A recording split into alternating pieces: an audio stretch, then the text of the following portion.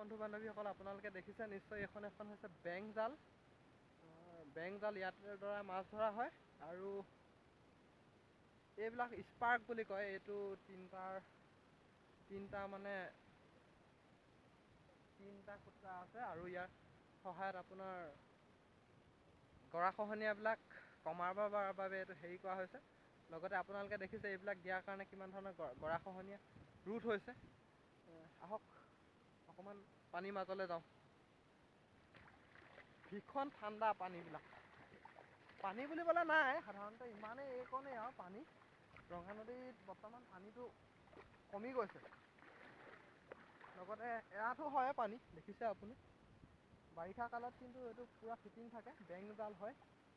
ইয়াতে জাষ্ট ফ্ৰেমটোহে আছে, এইটো জালখন লগাবলৈ আছে। হা, এয়া এআঁঠুৱে আৰু পানী দ। এইটো বাপৰে বাপ, পাৰ হৈ আহিছোঁ মই। তামাম ঠাণ্ডা। ইটো পাৰলৈ গৈ চাওঁ ন। এয়া পালোহি আৰু ইটো পাৰেই হয়। বেছি দীঘল বুলি নহয় আৰু বেছি বহল নহয়। ঠেক, গতিকে বাৰিষা পানীটো বহুত হয়। এইবিলাক চাওক চাৰিওকাষৰ যোনবিলাক দৃশ্য দেখালো। ঠিক আছে, বেং জালৰ কথা ক'লোঁ। লগতে ইয়াতে মাছ ধৰে মানুহবিলাকে, আজি দেখা নাই কিন্তু কেতিয়াবা মাছ ধৰিবলৈ আহে বুলি কৈছে। তাতে মোৰ এজন ভাইটি আছে, দেখিছে নিশ্চয়, ৰঙাকৈ চোলা এটা লগাই আছে, স্পৰ্টিং এটা। আহক আকৌ নদীখন পাৰ হৈ আমি গৈ থাকোঁ আৰু।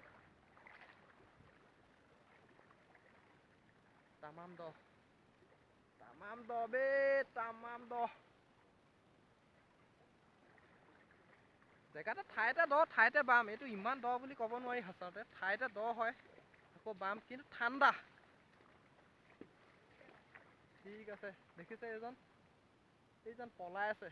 পলাব বিচাৰিছিলে, হ'লেও পলোৱা নাই আৰু কৈছে তাৰ লগতে আহিছোঁ। সেই পিনে য'তে ত'তে লগোৱা আছে স্পাৰ্কবিলাক।